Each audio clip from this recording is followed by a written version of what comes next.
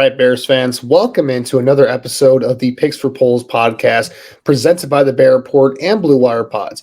My name is Andrew Freeman, and of course, I'm happy to be joined by my co-host, Usayd Koshul. We are recording this episode on a Tuesday here with Thanksgiving right around the corner. There's a lot to be thankful for here. For me here, Usayd, especially with everything going on. But before we get to the contents of today's podcast today, how you doing today, man? Yeah, I'm doing well. Like you said, a lot to be thankful for. I think for me personally, you and I have been kind of doing this podcast for 2 years now, and I think that this is episode 130. So, you know, everybody who listens to this podcast and checks out our work at the Bear Report between myself, Zach, Beth, Aaron, Bobby, Sam, we just want to give you all a big shout out. Thank you so much for all the continued support because we wouldn't be in the position that we're in without the endless support that we're getting from everybody. So thank you, and I hope everyone has a great holiday season.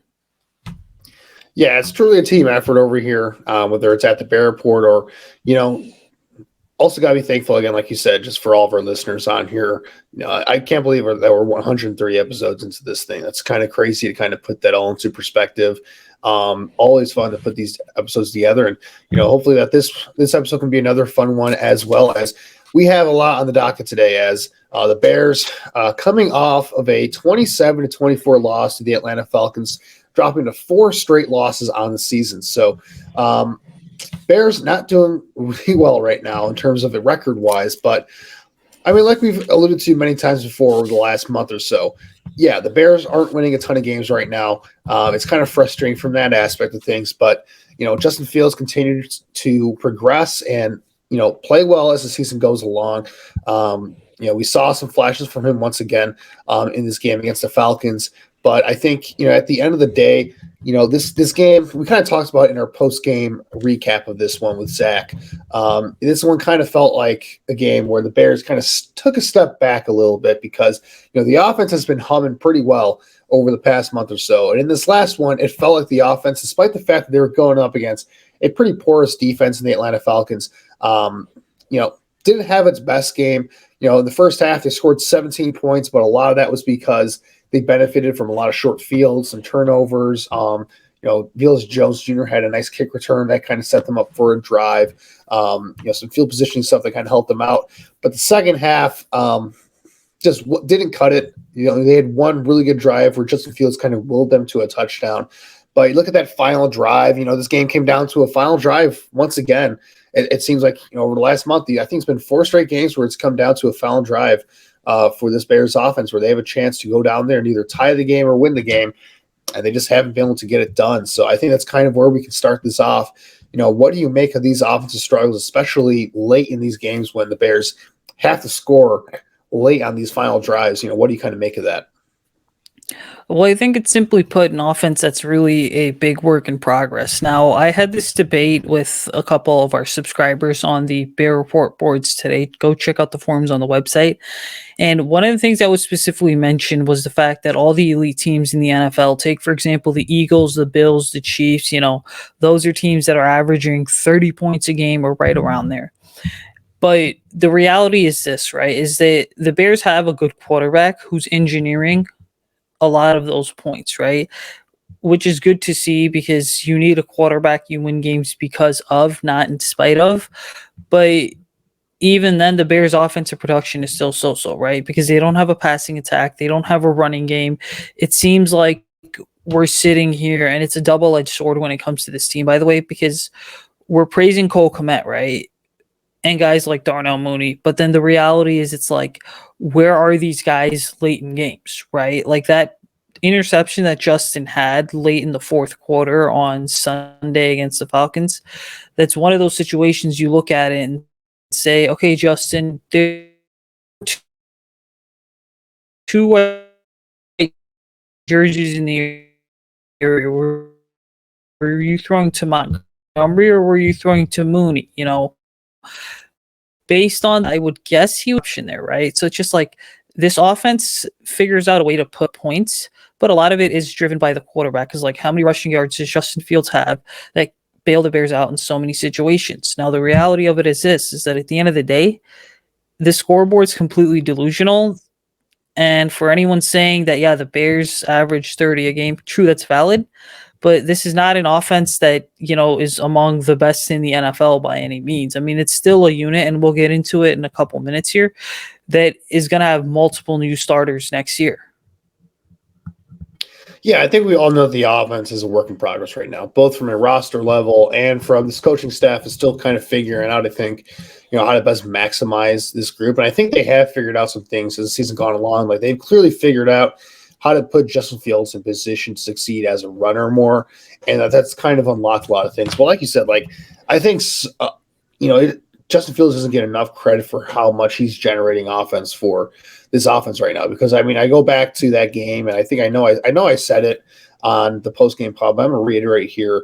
The game plan felt very predictable in this one, where first and second down they were running it, and it was usually some form of a very conservative, style of run on first and second down. And if that didn't get them the first down, or if that didn't work really well, third down was basically, Justin, bail us out here, do something awesome, extend the play, run around a little bit and see if you can make some magic. And that's just not a very sustainable way of, offense, I think. And eventually this style of offense is going to catch up to them because teams are going to start playing, their quarterback run packages a little bit better. I think the Falcons actually did a really nice job in this game of playing those. Obviously, Justin Fields, he's such a dynamic athlete that even if you do play it correctly on some of these, he's still going to make some special plays here and there just because that's who he is as a runner. But, the Falcons, I thought, did a really nice job of bottling that up a little bit. Justin Fields wasn't nearly as efficient on the ground as he has been in weeks past.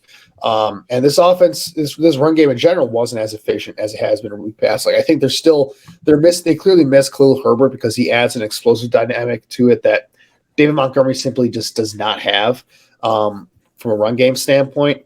But I think when you look at the struggles for this offense in terms of late in the game, the last few weeks, it really comes down to their passing game. They still, as for much as I think, they found ways to, get some of these guys open. Like Cole Kmet's had some moments over the last few weeks. That's been nice to see. We know what Darnell Mooney is as a player.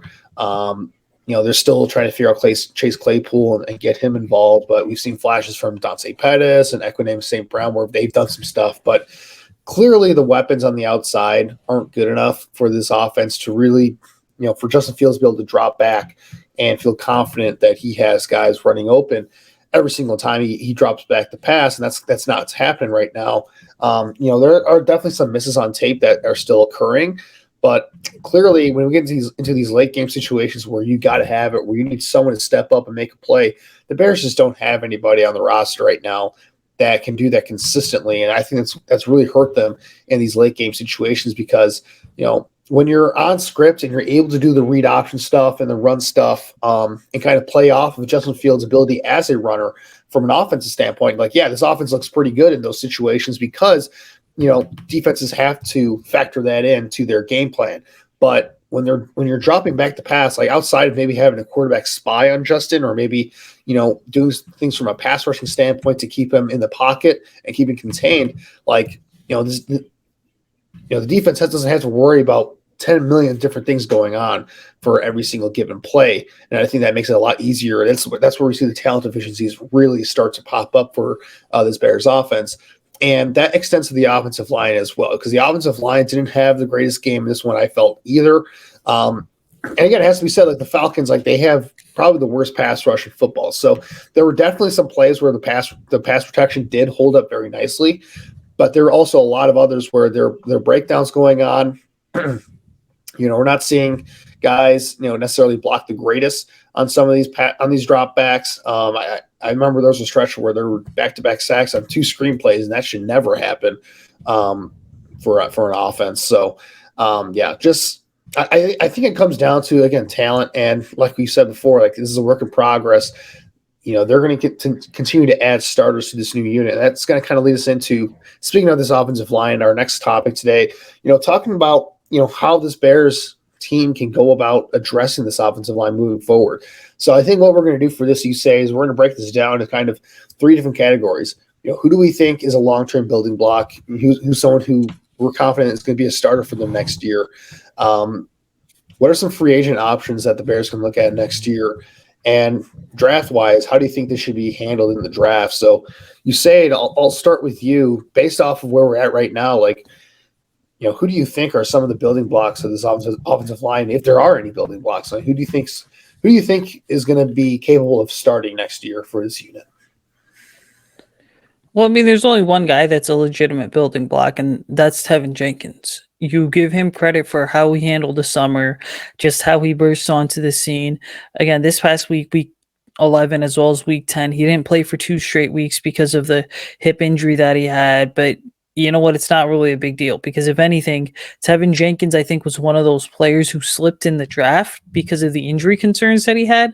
I mean, people are forgetting this is a player who everybody had, and I think you and I did too. We were in consensus that he was a top 20 pick. I remember that 2021 draft class. I mean, you had Rashawn Slater, Christian Darrisaw, Tevin Jenkins, as well as Evan Neal. Like those were in some way, shape, or form your top 4, right?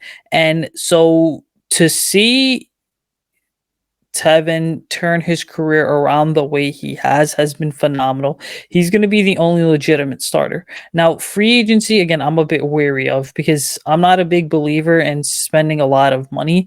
I also think that this year's free agent class, it's, for these offensive linemen, right? You have guys like Eggleton Jenkins who I still think Eggleton Jenkins is going to be very difficult to pry away from the Green Bay Packers. I mean, there's 2 things the Bears have running in their favor, which is money as well as the familiarity with Luke Getsy. So I think based on looking at past trends, knowing what the general manager Ryan Poles likes to do, as well as what the assistant general manager Ian Cunningham likes to do, these guys love to build their trenches up through the NFL draft. You look at Poles, he was in Kansas City for all those years, and they drafted probably 8 or 9 offensive linemen just across the board and spread out, right?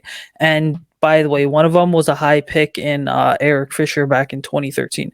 And then you go ahead and you look at Ian Cunningham's time with the Eagles as well as the Ravens, and they were also 2 teams that just took multiple offensive linemen just to be able to have that depth. I don't think we give the Eagles front office enough credit for the way that they've handled offensive line injuries over the last couple of years. Like going back to 2021, they had like 12 different offensive line combinations, but 3 ahead, right? And they drafted guys, and then they had solid depth as well, right? So Eagles and Ravens have been really good at that. And then number 3, I think it's also important to acknowledge that Matt Eberflus is of a similar mindset. And for him too, it's just more so like, let's build the trenches up through the draft. You look at Eberflus's time with the Colts, their highest pick was Quentin Nelson. Now, I know Matt was involved on the defensive side of the ball, but hey, still, he was part of an organizational and a team-building philosophy that was all about build your trenches through the draft, right? So for me, it all comes down to the fact that you dip your toes into free agency, but build through the draft for this because that's the way you're going to get a consistent starting 5. Because what you don't want to do is dish out big money to an offensive lineman because those contracts are going up too on the open market, and then have it just completely blow up in your face. Yeah, I mean, ideally, you want to build this thing up through the draft, but I mean, you look at the Bears, like with how little they spent this offseason to build this team and how much money they have available to them next year. Like they're going to have to spend, like, because there is a spending floor in the NFL to where you have to spend a certain number. I don't know what the exact number is, but there's a certain amount of money you have to spend through, I think it's like a 3-year period. And the Bears, with how little they spent this year, they're going to have to spend a ton of money this year just to get that to that floor, basically. And not to mention, all the talents and all the holes on this roster right now. So I think they are going to spend in free agency. It's just a matter of who they spend on. Now, like you said before, when we're looking at guys that are for sure building blocks, I agree with you. Like Tevin Jenkins is the only for sure one for me as well.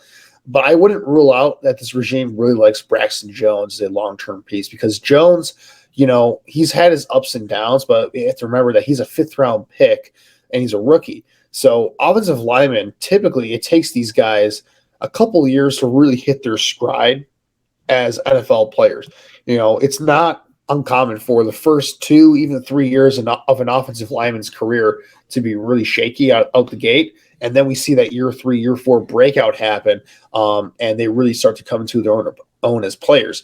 There's a ton of examples like that. When we look at this free agency class, for instance, like Caleb McGarry, if you asked me last year whether I would have been interested in signing him in free agency, right tackle for the Atlanta Falcons, I would have said no way because his first 3 years were rough in Atlanta as a first-round pick. But you look at what he's done this year with the Falcons, he's had a really, really, really good year for them in Atlanta. And, I mean, I was watching him play a little bit against the Bears this past week when I could pay attention to just him for the Falcons. And, yeah, he looks pretty good as a starting right tackle. So we have to remember that it does take these young offensive linemen a few years to really, get their legs under them in the NFL, and that, year 3, year 4 breakouts do happen. And it's not like Braxton Jones has been like terrible anyway either. He's been pretty solid for a rookie offensive tackle. I know PFF has him graded pretty well. I know a lot of that has to do with his run blocking. His pass protection is, a work in progress, but he has shown some development there. So I wouldn't be surprised if this coaching staff and this regime feels like, they're going to give Braxton Jones maybe another year as a starter to see if he can take that year 2 jump basically, and then kind of evaluate whether they need to upgrade from that spot going forward. You look at the rest of this offensive line, like left guard, Cody Whitehair is still under contract for a couple more years after this season. And, while you could move on from Cody Whitehair, if you June 1st designate him this offseason and spread out his dead money a little bit, which would still be a pretty significant amount of dead money still on his contract. I look at the free agency list and there aren't a ton of left guards available that, excite me that much. So I'm not sure how this regime will feel about, maybe they just stick with Cody Whitehair until maybe they find a replacement in the draft for him. That could be an option as well. But I look at this thing like I think this regime will probably feel confident with Tevin Jenkins at right guard. They might give Braxton Jones another chance at left tackle to kind of see what he can do in his second year. And they might stick with Cody Whitehair one more year just to see because he is still, he's not anything special anymore, but he is still, decent at that left guard spot. But I think center and right tackle are the two spots where you have to upgrade those positions.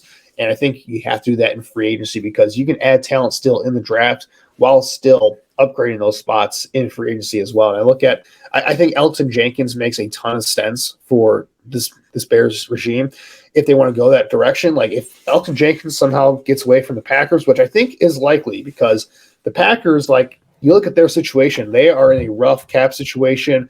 Rodgers' extension really hasn't kicked in yet.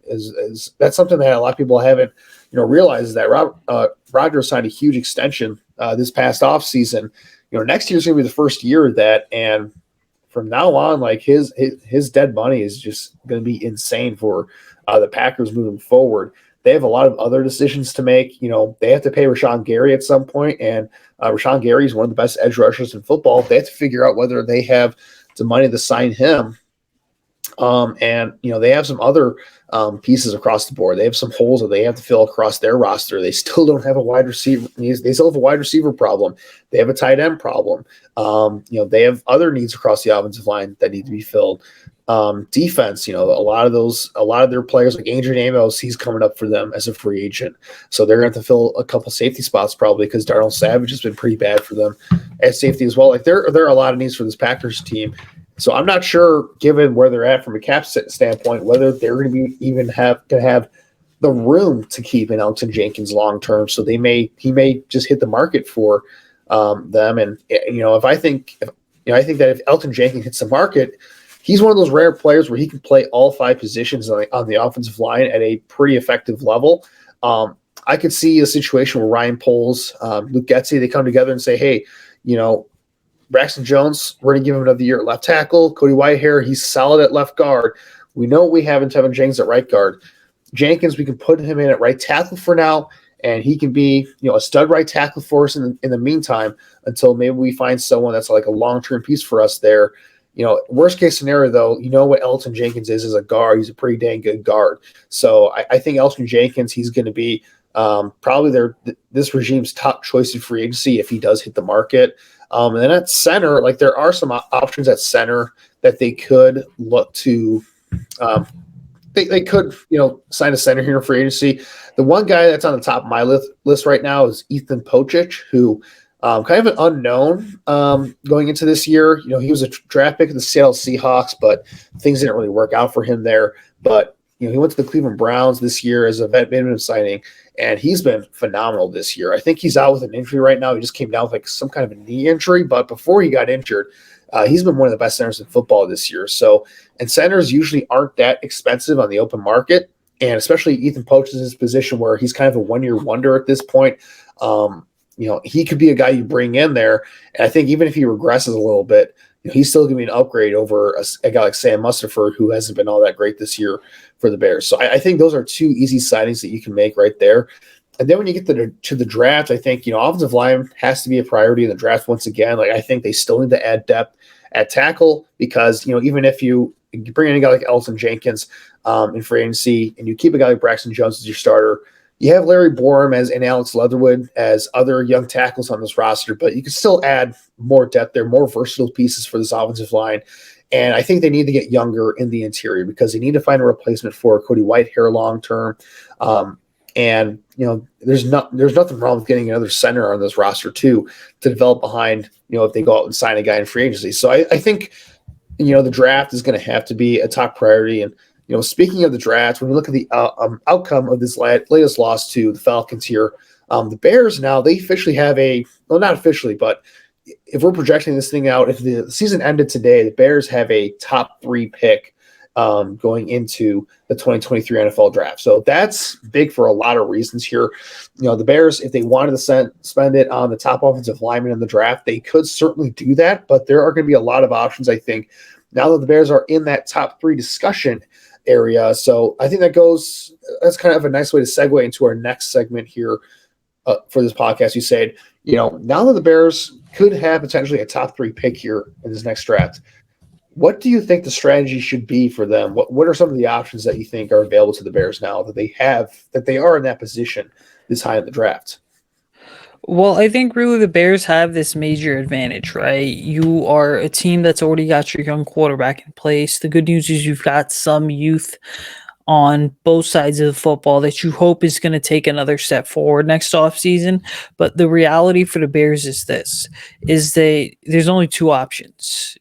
You're either standing pat where you are at 3rd overall and taking a stud such as a Jalen Carter or a Will Anderson or even a Miles Murphy or a Brian Breesy for the defensive side of the ball. For the offensive side of the ball, I would say do target one of these offensive linemen like a Peter Skoronski, Western, and there's people that don't have Skoronski as a top 5 pick, but hey, we've got a long way to go. The combine's going to come around. You're going to have pro days. Guys are going to fly up and down the board. It's going to be so fluid.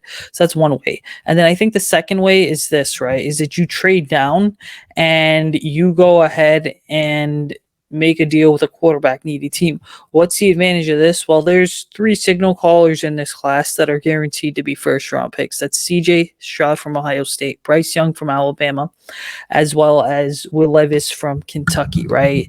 Back in August or September, you could argue that there were 4 or 5, but it's really materializing now to, I think, be 3 guaranteed quarterbacks in the first round. So you need to trade back with a team like the Carolina Panthers, for example, who are a quarterback needy team. They don't have the quarterback of the future in place. They can afford to kind of move up somewhat and mortgage their future.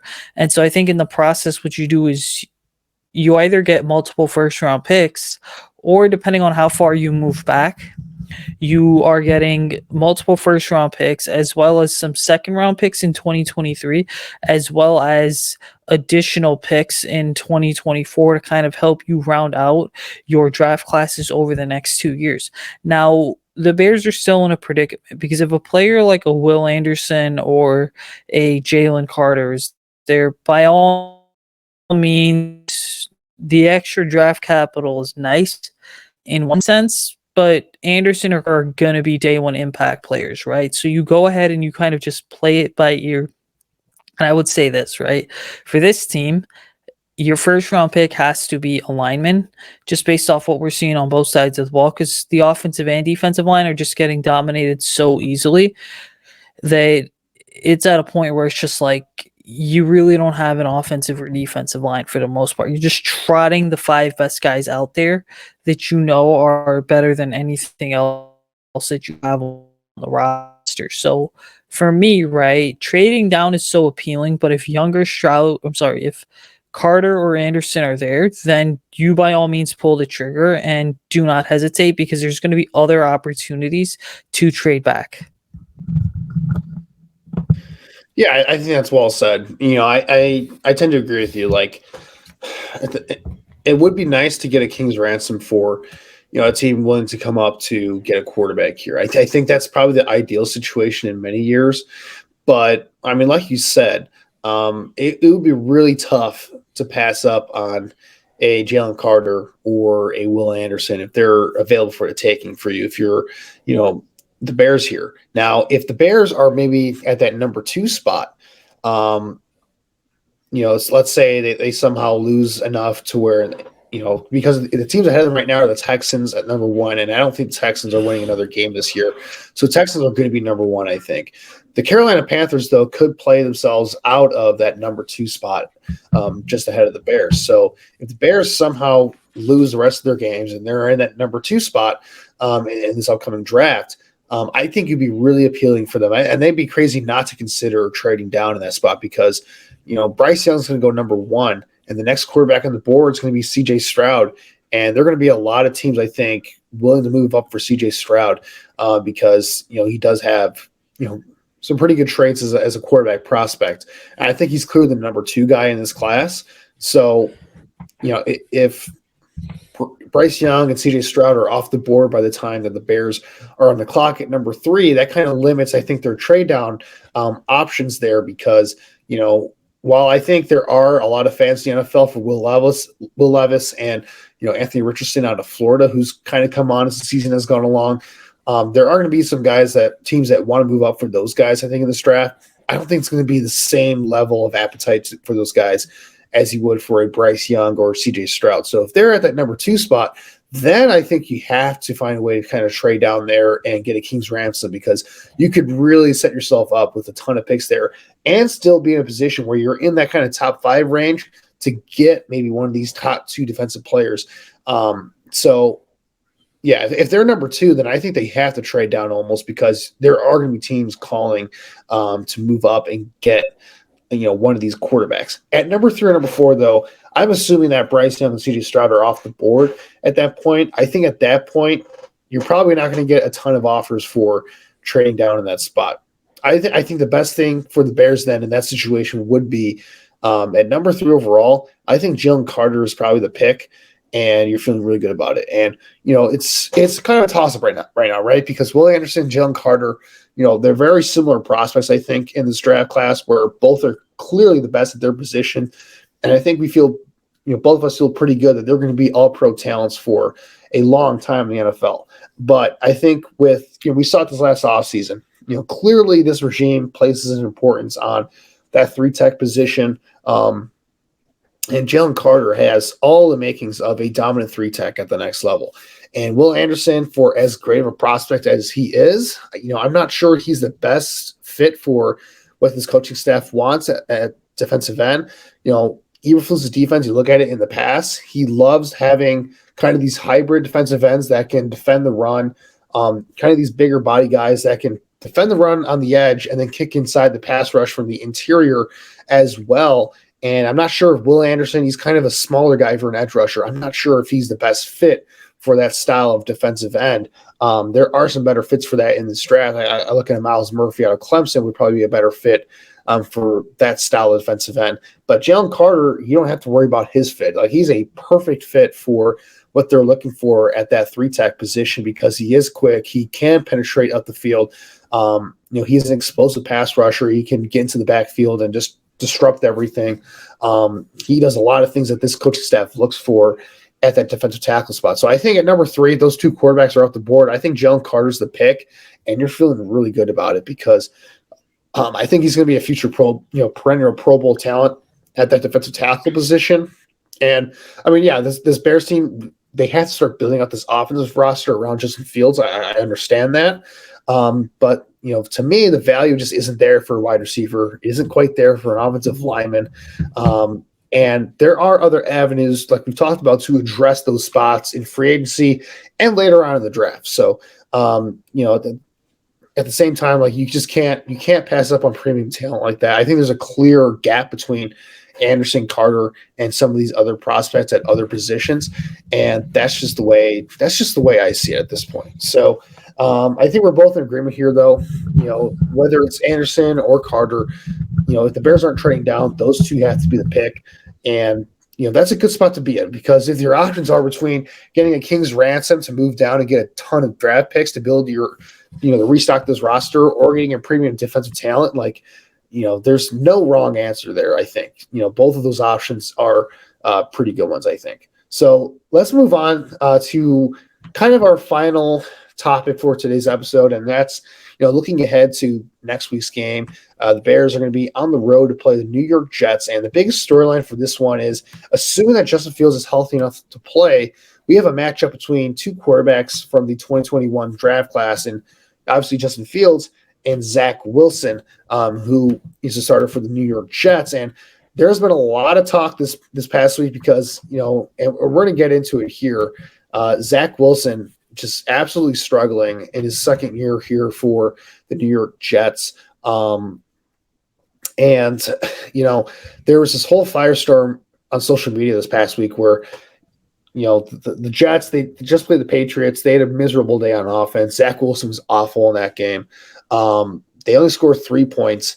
The Jets had more punts than Zach Wilson had completions in that game. So that just tells you how inept they were from a passing game standpoint. And Zach Wilson, after the game, was asked, do you feel like you let the defense down? Because defense for the Jets is incredible. And he was asked, like, do you feel like you let the defense down only scoring 3 points in this game? And Zach Wilson said just flat out, nope, don't feel like we let them down.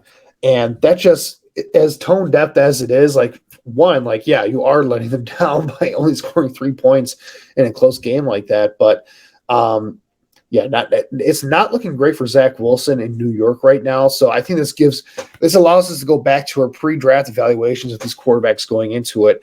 Usayd, I'll start with you. Like, what was your going back to that 2021 draft, kind of putting your mindset back there? What was your evaluation on Wilson? How did you have him compared to some of these other quarterbacks in last year's class? And, what are you seeing right now from him that you think is a problem for him in New York right now? Yeah, well, going back to that draft, my rankings have not changed a bit, or they haven't changed slightly, I should say. I had Trevor Lawrence at 1, Justin Fields at 2, I had Zach Wilson at 3, Trey Lance at 4, and Mac Jones at number 5. I think ultimately when you look at it, right, the only major shift in the rankings has been Fields at 1, Lawrence at 2. When I look at Zach Wilson, well, guess what? He has dropped down to quarterback 4 for me, simply because the jury's still out on Trey Lance. We've kind of seen what Mac Jones can do when Mac Jones is playing at a high level, but Zach's near the bottom or at the very bottom, simply because when you look at him, right, you're looking at a quarterback that's basically a one-year wonder whose processing is way off. He just can't read defenses, which then feeds into the inability of him to be able to make right decisions as well as make the right reads and keep the Jets moving down the field. I look at the core that's around Zach. You have some really good running backs. You have some really good wide receivers and Elijah Moore, pretty solid tight end group too. It's very clear that a lot of this is on Zach. Now, part of it is simply because he's in a situation where, Joe Douglas and Robert Saleh, they don't necessarily take no for an answer. They basically said, hey, Zach, it's up to you to be able to go out and to get this thing done.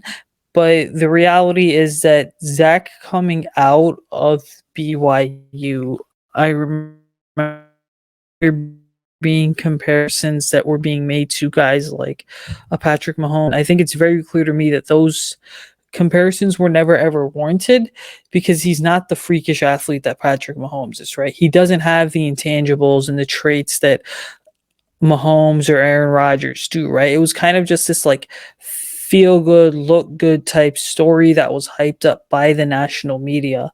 And I think we're seeing now, like, I understand that the injury Zach had last year as well as to start this year hurt his development, but even then, he's been back for a while now, and you're still seeing the same issues pop up: decision making, pocket presence, accuracy, inability to process. What you're really seeing, I think, is an extremely limited quarterback who doesn't even have mobility to be able to bail him out when the pocket begins to break down. Yeah, I mean, Zach Wilson, he's legitimately been the worst starter in the NFL this year. And I mean, there's a variety of reasons for why that's the case. You talk about the injuries potentially hurting his development. But, it sucks for Jets fans because this Jets team around him is legitimately like really freaking good. Like, if they had just average quarterback play, they would be in it for the AFC discussion. Like, they wouldn't be on the Bills or the Chiefs level, but they'd be that next team, in that Dolphins class of teams where, yeah, you don't feel like they're going to beat the Chiefs or the Bills in the playoffs, but they're going to give them a run for their money, certainly. And, that defense is phenomenal. It's amazing the work that Robert Saleh has done to rebuild that defense and Joe Douglas has done. They're loaded at all three levels of that unit. They're one of the best units in football. So they have that to support a young quarterback. And here's the kicker, like Zach Wilson, for all of his struggles, like his situation is really good for a young quarterback. I feel like they've had some injuries in the offensive line, but they've been able to, sustain some level of competent, solid play on the offensive line for the most part. You look at all the weapons they have on offense, whether it's Garrett Wilson, Corey Davis, Elijah Moore in the slot, who, wants out because he knows that Zach Wilson can't play. They brought in a couple of tight ends this offseason. Breece Hall before the injury, he was looking like one of the best running backs in football. They have Matt LaFleur's brother, Mike LaFleur, as the offensive coordinator. I think he's a pretty smart offensive mind coming from that Shanahan tree. So there is a lot going for Zach Wilson where he should be showing some progress here by this point in time. He should be getting better. And the fact that he's not, instead is getting worse as the year has gone along, that is worrisome because, Zach Wilson, if you look at his first couple starts, he did look like he was making some strides his first couple of starts, but the wheels have really come off the rails here over the past month or so. I think defense have kind of figured out that, there isn't really a consistent process with Zach Wilson. This is something where I look back at my pre-draft evaluations and, I think there was an element of fool's gold because you look at Zach Wilson as a prospect, he only had that one really productive year at BYU. And, it came against a very soft schedule that he played against. The one good team he played against that year, Coastal Carolina, he did not have his best game in that one. And that should have been a sign. That should have been a red flag right away that, the one, quality opponent that he did play against, he did not play well in that game. So there was a little bit of, bum slaying in that season where he was taking advantage of, playing a lower level of competition, doing well there. But also you look at his game, he was never the greatest quarterback in the pocket, in structure at BYU. What was the main selling point of Zach Wilson in college?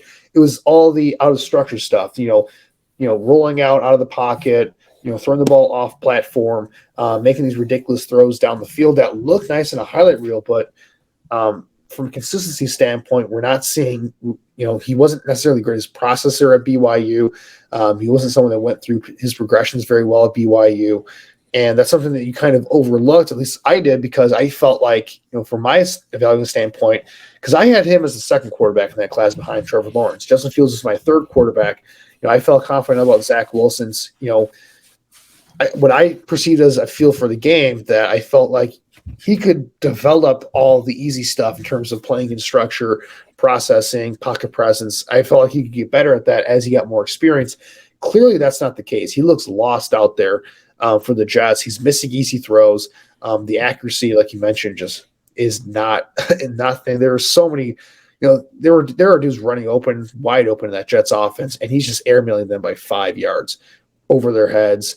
It's not pretty to look at. And then, bailing out of clean pockets, not handling pressure very well. That kind of goes back to the level of competition because, Zach Wilson in college didn't have to deal with a ton of pressure on him. He had good offensive lines at BYU. He went against weak opponents that didn't have great pass rushes. So he got to sit back there all day and not have to deal with, a ton of, dirty pockets. And I know Justin Fields didn't necessarily have to do that either at Ohio State, but there were games that Justin Fields played in college where, he did have a legitimate pass rush he was going up against where he did have to maneuver against some dirty pockets there and play well and take some hits and, not bail out of clean pockets very often. And Zach Wilson never had that his last year in college. So I think this is a learning experience for me in terms of, going back and, how do I evaluate these quarterbacks moving forward? It's not just about the highlight plays. It's about the consistent process that these guys have. And I think we're starting to see that that consistent process is so much more important than what a guy can do. What a guy can do is great, but if you're not able to maximize your ability consistently on a play-to-play basis, it really doesn't mean anything. So, yeah, it's alarming for Zach Wilson in New York right now. And, if he doesn't have a good game against this Bears defense, which might be the worst in football right now, then, yeah, I think it's panic time for the Jets because he's very close to that bust category right now. It's not looking good for him. But that leads us into our preview for this upcoming game against the Jets. And let's just get right into it here. Usayd, what's your main storyline for this one? Yeah, I think really the main storyline is how is this Bears offense going to go ahead and perform against one of the best defenses in the NFL, right? You look at it, and the Jets do have one of the top groups on defense. They've got multiple first-round picks, such as Jermaine Johnson being one of them. So really now it becomes a question of not even Justin Fields' health, but we've seen what this offense can do against okay or mediocre defenses, right? They've been able to figure out a way to move the ball, but now can you do it against one of the best groups in the NFL? And it's not just Justin, right? It's can the wide receivers, offensive line, can the tight end, can the running game be consistent enough so that on plays where there are passes called and meant to be passes, Justin can actually get the ball out instead of having to consistently run away and take a broken play from a 5-yard loss to a 20 or 30-yard gain. Nothing wrong with that, but at some point, I think as an offense, right, you have to be able to allow your quarterback to sit back there, let the routes develop, let the passing game develop, and just let the QB do his thing and get into a rhythm, because the Bears haven't found that ideal rhythm this year. Yeah, I'd say for me, the main storyline is what's the health status of Justin Fields? I think that's going to be the main thing going into this because we don't know at this point because Justin Fields, it sounds like it's a separated shoulder, which is not as severe as a dislocated shoulder. I'm not a doctor or medical person whatsoever, so I don't know the difference between the two, but that's besides the point. But first it comes out that Justin Fields is day-to-day, but then Eberflus makes this weird comment where, yeah, Justin Fields is day-to-day, but his injury could be season-ending still. That doesn't register whatsoever for me. If he's day-to-day, how is this injury, potentially season-ending? Because if it's a day-to-day injury, I would assume that it's something that can be managed, day to day. One day it's going to be, good to go. Another day it's, not going to be good to go.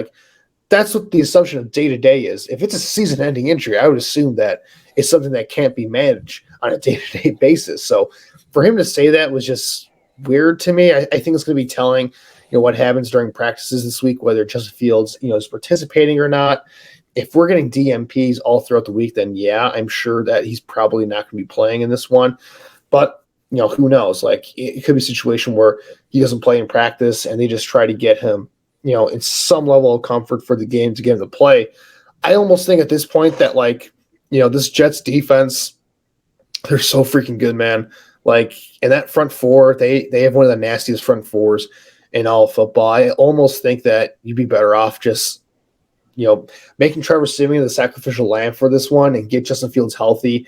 If not for the Packers game, then through the bye week and get him healthy for the Eagles game after the bye week, because it's a situation where you have to start thinking about the long term here. Like, Justin Fields has nothing left to prove this year. He's clearly your franchise quarterback that you're building around moving forward.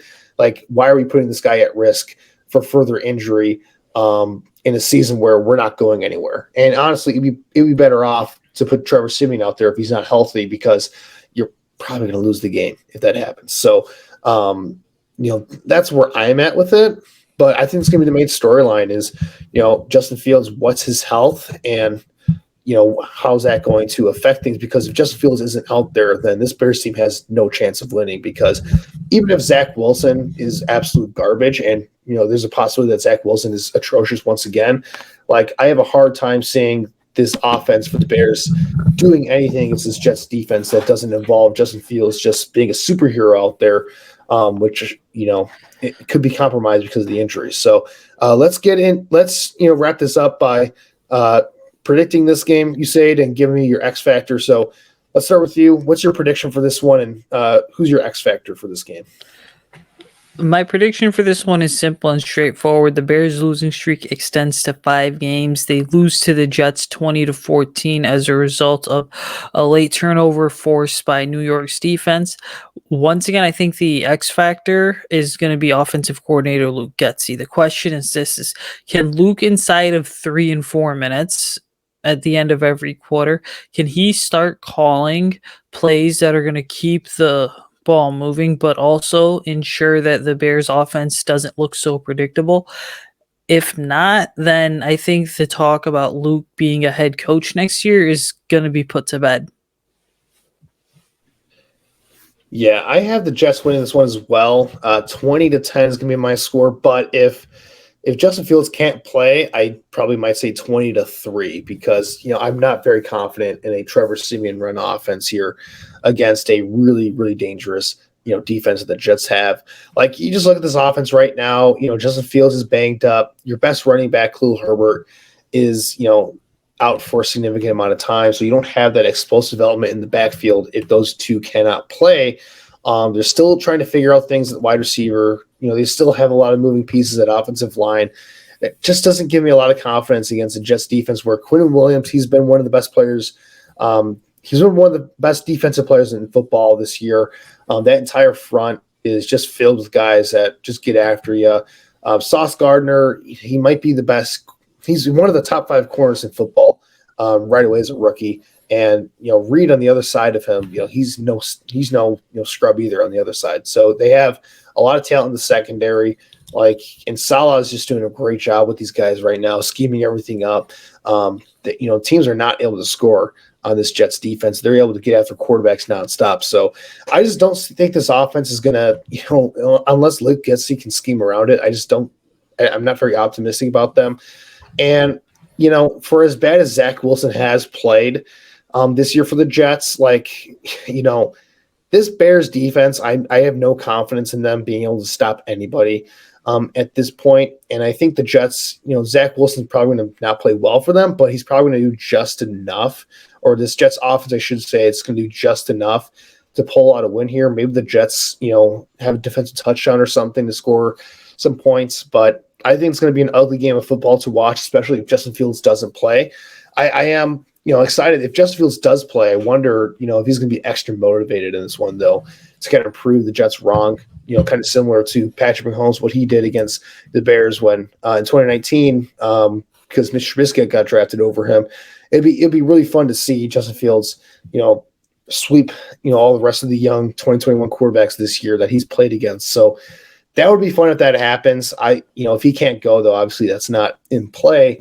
As for my X factor, I'm going to go with, I think the offensive line is going to be the X factor in this one, because it really comes down to, can this offensive line open up run lanes? Can they pass protect, more importantly, though? If they can't pass protect, this game's over, because the Jets have a dangerous pass rush. We've talked about that ad nauseum here.